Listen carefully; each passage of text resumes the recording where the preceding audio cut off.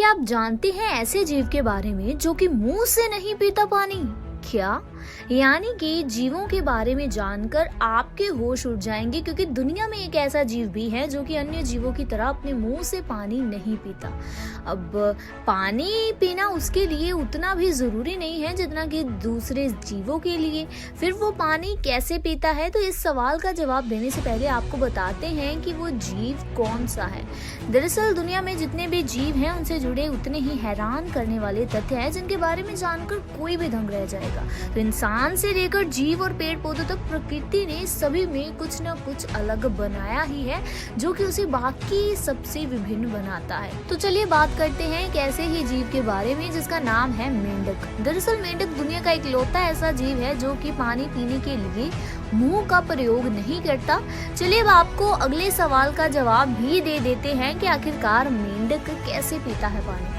अब जब आप जीव के बारे में जान गए हैं तो जानते हैं कि मेंढक पानी पीना कैसे शुरू करता है। दरअसल मुंह की जगह मेंढक अपनी चमड़ी का इस्तेमाल करता है और मेंढकों के पेट और जांघ के नीचे ड्रिंकिंग पैच यानी कि चमड़ी का एक ऐसा हिस्सा बना होता है जिससे वो पानी सोखते हैं। यानी कि यूं भी कह सकते हैं कि चमड़ी का ये हिस्सा सेमी परमिएबल होता है। और सेमी परमिएबल का अर्थ ये है कि ऐसा तत्व जो कि अपने जरिए कुछ चीजों को आर पार हो जाने देता है मगर कुछ चीजों को नहीं। जैसे कि इंसानी शरीर में किडनी के टिश्यू सेमी परमिएबल होते हैं, यानी कि वो कुछ तरल पदार्थों को अपने जरिए पास हो जाने देते हैं और गंदगी को पूरी तरह से छान कर लेते हैं।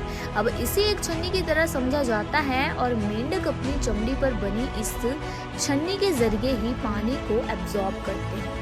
अब सवाल तो ये उठता है ना कि पानी सोखने की प्रक्रिया को कहते क्या है। अब आप ये तो जान गए हैं कि कौन सा जीव पानी मुंह से नहीं पीता है, अब ये भी जान गए हैं तो चमड़ी से पानी सोखता है ये भी आप जान गए। मगर अब सवाल तो ये उठता है कि इस प्रक्रिया को कहते क्या है। दरअसल इस प्रोसेस को ऑस्मोसिस इन फ्रॉग्स कहा जाता है। ऑस्मोसिस प्रक्रिया के जरिए ही पेड़ पौधे मिट्टी में से पानी अपनी जड़ों के जरिए सोखते हैं और इसी तरह मेंढकों के शरीर से भी पानी उनकी चमड़ी के खास हिस्से के जरिए अंदर बाहर होता रहता है और ऑस्मोसिस की प्रक्रिया को पूरा करता है। दरअसल इस प्रक्रिया के दौरान मेंढक सिर्फ पानी ही नहीं, ऑक्सीजन और नमक जैसे जरूरी तत्वों को शरीर में सोखते हैं और इसी कारण से मेंढकों पर जल प्रदूषण का ज्यादा बुरा असर पड़ता है, क्योंकि कई गंदगियां इस प्रक्रिया के कारण उनके शरीर में घुस जाती हैं जिससे कि उनकी मौत भी हो सकती है। तो ये तो था एक ऐसा जीव जो कि मुंह से नहीं पीता पानी। जानकर हो गए ना हैरान।